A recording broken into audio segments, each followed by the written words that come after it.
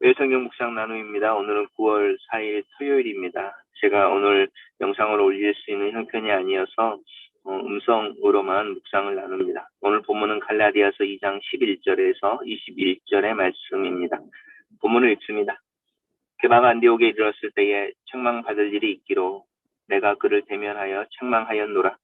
야고보기에 써놓았던 이들이 이르기 전에 게바가 이방인과 함께 먹다가 그들이 오매 그가 할례자들을 두려워하여 떠나 물러가매 남은 유대인들도 그와 같이 외식함으로 바나바도 그들의 외식에 유혹되었느니라. 그러므로 나는 그들이 복음의 진리를 따라 바르게 행하지 아니함을 보고 모든 자 앞에서 게바에게 이르되 내가 유대인으로서 이방인을 따르고 유대인답게 살지 아니하면서 어찌하여 억지로 이방인을 유대인답게 살게 하려 하느냐 하였노라.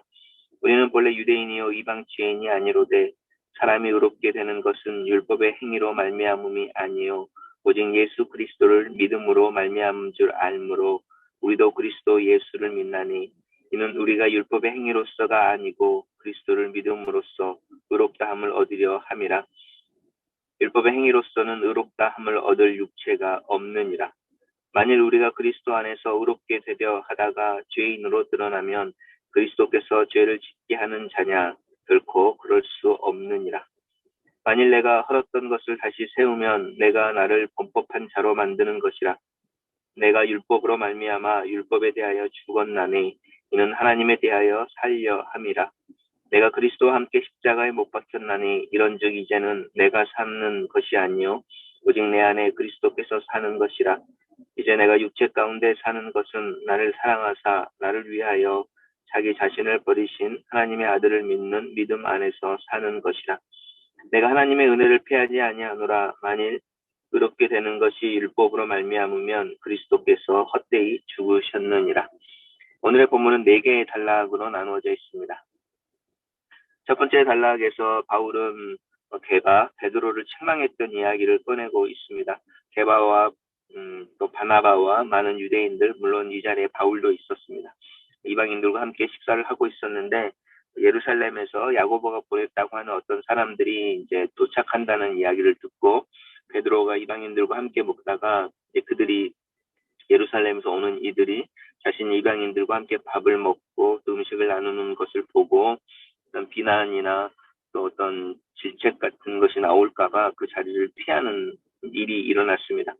그리고 베드로가 그렇게 나오니까 그와 함께 밥을 먹던 다른 유대인들, 심지어는 어제 우리 읽었던 본문에 야고보와 게바, 베드로와 요한은 하나님께서 할례자들을 위해 사도로 세우신 그 사역을 위해 세운 자들이고 바나바와 바울은 이방인들을 위해 세운 사도 또 사역자들이 이어서 서로의 부르심이 다른 형태지만 같은 부르심으로 인정하고 서로 친교의 약수를 나눴었다. 이런 이야기가 나왔는데 오늘 본문에서는 그렇게 이방인의 사역자로 부르심을 받았다고 이야기했던 이 바나바 또한 결국은 유대인이었던 거죠. 그래서 베드로가 이방인들과 함께 밥을 먹는 것이 문제가 될까봐 살짝 빠져나오다 보니까 다른 유대인들 심지어는 바나바까지 그 자리에서 나왔다라는 이야기를 하고 있는 것이고 그것을 사도 바울은 그들인 거죠.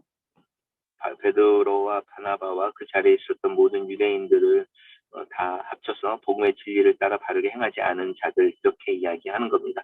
그리고 이제 베드로를 대표로 하여 이제 베드로에게 어떤 책망을 하는 거죠. 이것은 바울이 내가 베드로를 책망했다 이런 어떤 자신의 권위를 드러내는 이야기가 아니고 우리가 복음의 문제에 있어서 복음의 진리를 바르게 행하지 아니함이라고 하는 부분에 있어서 책망을 받는다든지 어떤 부분에서 지적을 받아야 할 때 그 앞에 과연 권위라고 하는 부분, 지위라고 하는 부분이 의미가 있는가라고 하는 부분에서 우리 한번 생각해 볼 일입니다.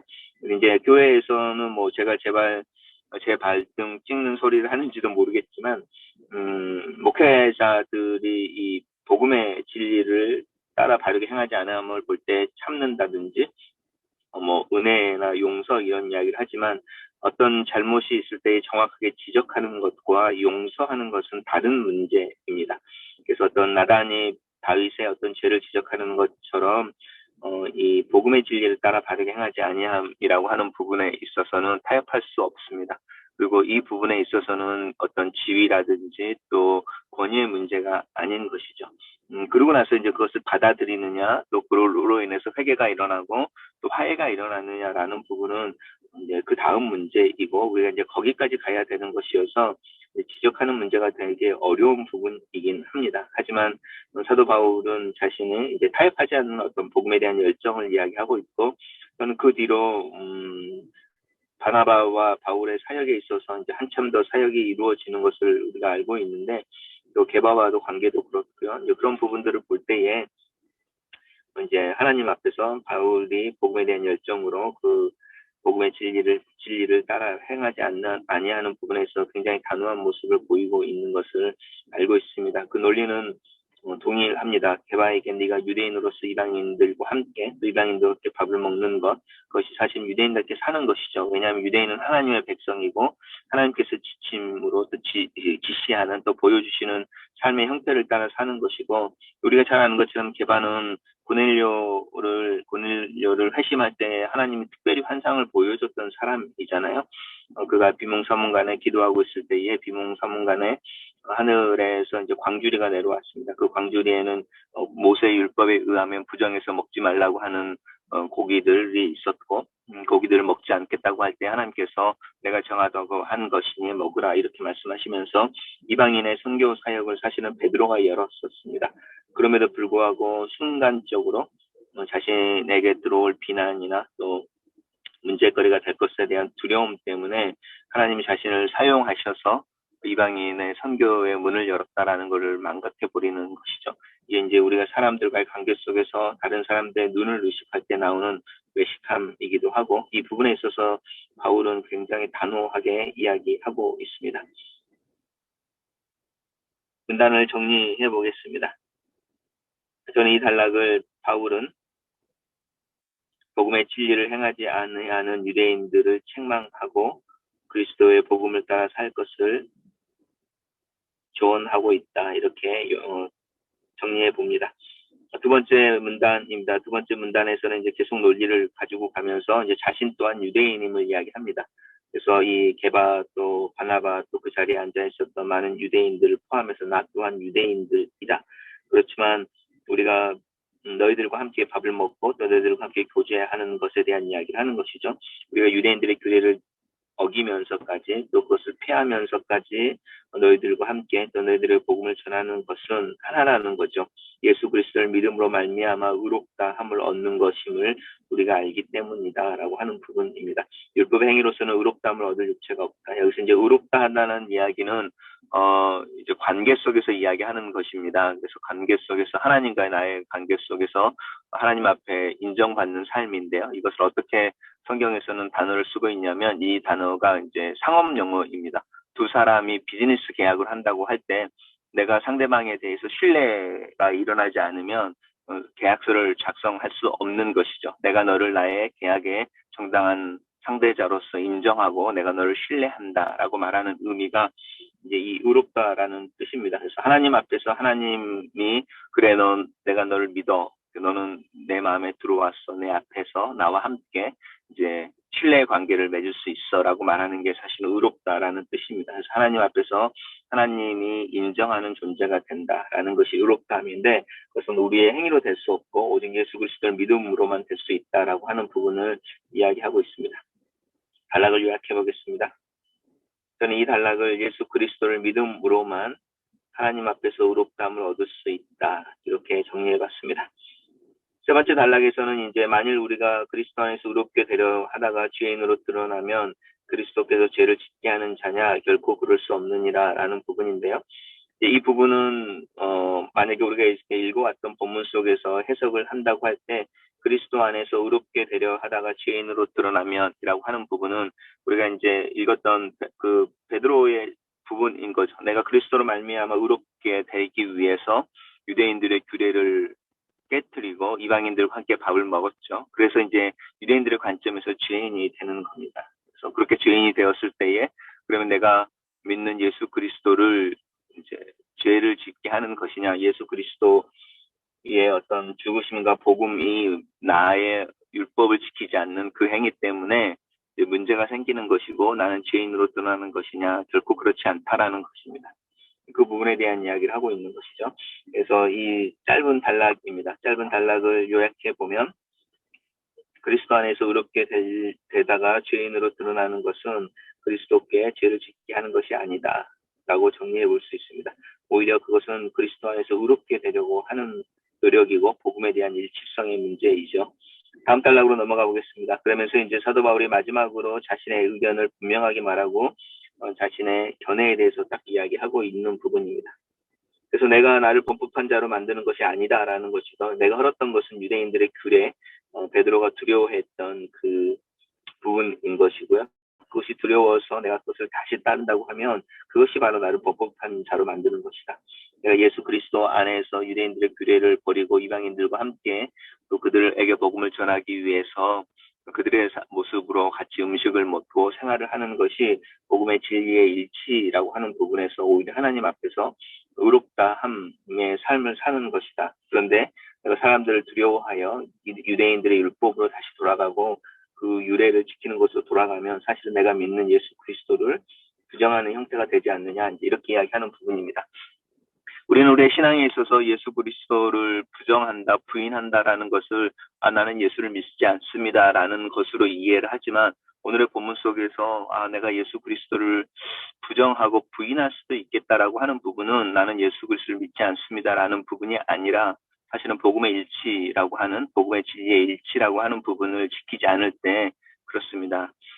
내 일상생활 속에서 나는 여전히 그리스도인이라고 말하지만 내 삶 속에서 이 복음을 따라 행하지 아니할 때 사실 나는 이 복음을 따라가지 않고 또 베드로와 같은 죄를 짓고 있다고 할 수 있고 어쩌면 그것이 그리스도를 부인하고 있는 삶일 수도 있습니다. 그래서 베드로는 오늘 본문에서 예수 그리스도를 내가 알지 못한다. 주님의 십자가로 가는 길에서 3번의 부인 말고 또 다른 형태의 부인을 하게 되죠. 그리고 이제 이 부분이 영화로 코바디스 도미네 이래서 주님 어디로 가십니까? 라는 영화로 나오면 이제 로마의 핍박이 심해지고 로마를 이렇게 피신해서 도망치는 베드로에게 예수님이 그 앞을 지나가는 거죠. 그랬을 때에 이제 주님인 줄 알아본 그 베드로가 주님 어디로 가십니까? 라고 말할 때 네가 버리고 도망쳐 나오는 그 로마에 있는 내 백성을 위해서 간다라고 이제 주님이 말씀하시고 그 이야기를 들은 베드로가 그때 또 회개하고 내가 주님을 대신하여 로마로 가겠습니다. 가고 십자가에서 거꾸로 달린 채로 이제 순교를 했다. 이런 이야기들이 있는데 베드로의 가장 큰 장점이죠. 모든 믿음의 사람들의 장점은 지침이나 지적이나 어떤 조언에 대해서 화를 내는 것이 아니라 받아들이고 또 자신을 성찰하고 자신에게 문제가 있을 때 회개하고 돌이키는 것이죠. 베드로는 이제 그런 삶이었고 이제 바울은 오늘 본문에서 단호하게 이 사람은 굉장히 강한 사람이고 불도우저처럼 이렇게 정한 바가 있으며 막 몰아치는 어떤 그런 모습의 성격을 볼 수도 있습니다. 그러면서 사도 바울이 고백하는 고백은 우리가 잘 알고 있는 유명한 고백입니다. 내가 그리스도와 함께 십자가에 못 박혀 죽었다. 그 죽었다라고 하는 것은 단순히 내 자아의 죽음뿐만 아니라 유대인들의 규례라든지 세상 사람들이 나를 바라보는 눈이나 또 이런 기대라든지 그들의 비난이라든지 이 모든 것에 대해서 죽은 것을 의미합니다.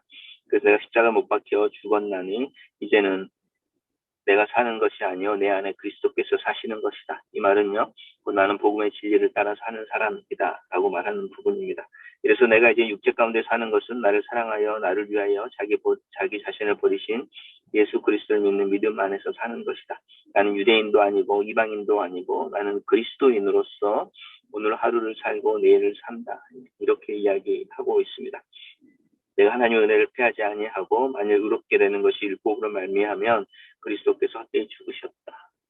나는 복음의 진리를 따라 살고 그 복음의 진리를 따라 바르게 행하는 자가 되기를 원한다. 나는 그리스도인으로서 이 세상을 살아간다라고 말하는 자기의 정체성의 부분을 정확하게 이야기하고 있습니다. 단락을 정리해 보겠습니다. 나는 예수 그리스도 안에서 믿음을 따라 하나님의 자녀로 살아간다. 이렇게 요약해 봤습니다. 첫 번째 묵상 포인트입니다. 나는 과연 믿음의 행함과 복음의 진리를 따라 바르게 행하고 있는지, 내 삶 속에서 개바처럼 다른 사람들의 시선과 또 다른 사람들의 비난을 두려워하여 그런 척하는 또 아닌 척하는 그런 프리텐딩의 삶을 살고 있지는 않는지, 그런 중에 내 믿음은 자연스럽게 감추어지고 부정되고 있지는 않는지 내 모습을 살펴본다. 특별히 하나님의 말씀을 전하고 하나님의 말씀 앞에 맨 앞에 서 있는 자로서 내가 그리스도를 따르지 않으면서 다른 교우들에게 그리스도를 따르라고 말하고 있고, 나는 그리스도 앞에서 정직하고 자기의 삶을 성찰하지 않으면서 다른 이들에게 말씀에 비춰 그들의 삶을 성찰하라고 주장하고 있는 외식을 범하고 있지는 않은지, 또 나는 내가 존경하는 누군가, 또 내 위에 있는 권위 베드로와 바나바와 같은 존재를 따르는 중에 그들의 잘못 속에서 나 또한 잘못을 범하고 있지 않는지 내 모습을 살펴본다. 두 번째 묵상 포인트입니다. 예수 그리스도로 말미암아 의롭다함을 얻는다. 율법의 행위로서는 의롭다함을 얻을 수 없다. 이 사실은 분명하다. 나는 내 자신의 행위를 주장하지 않는다. 나는 내 행위로서 또 내 자격으로서 하나님 앞에 설 수 없다.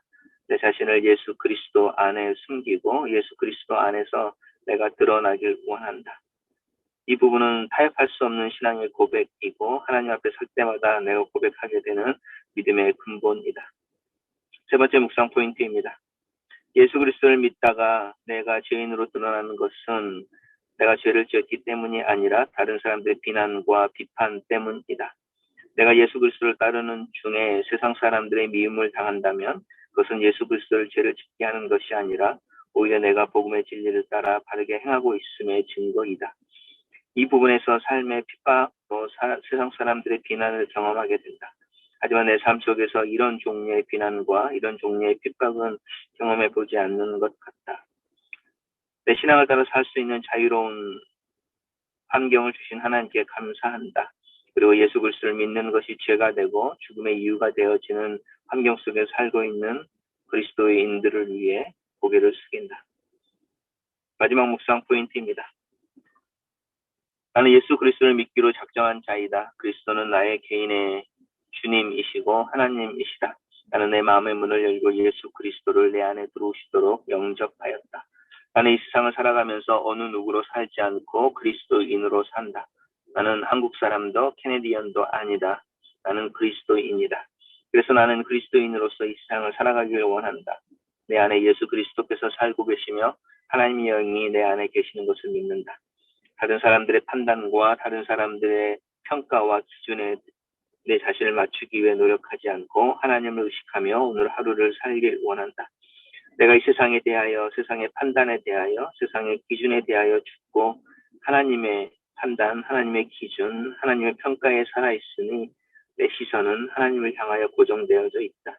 이 믿음으로 오늘 하루를 살고 하나님의 은혜 가운데 또 하나님의 은혜를 의지하여 살기를 원한다. 글로 쓰는 기도입니다.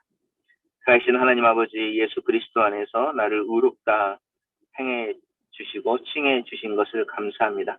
하나님 앞에 설 때마다 내 행위를 주장하지 않고 예수 그리스도를 의지합니다. 예수 그리스도를 믿음으로 의롭다함을 얻지만 그 예수 그리스도를 믿는다 고백한 내 믿음 또한 충분하지 않아서 하나님의 은혜를 의지할 뿐입니다. 하나님의 은혜를 기대어 사는 오늘 하루 나로 하여금 예수 그리스도를 닮아가게 하시고 내가 믿고 고백하는 복음의 진리를 따라 살게 하시옵소서. 내 마음을 믿음으로 지키는 자가 되게 하시고 이 세상의 많은 소리를 향하여 귀를 닫고 그들의 비난과 비판을 두려워하지 않는 믿음의 사람으로 나타나도록 내 믿음을 도우시고 인도하여 주시옵소서. 예수님 이름으로 기도합니다. 아멘.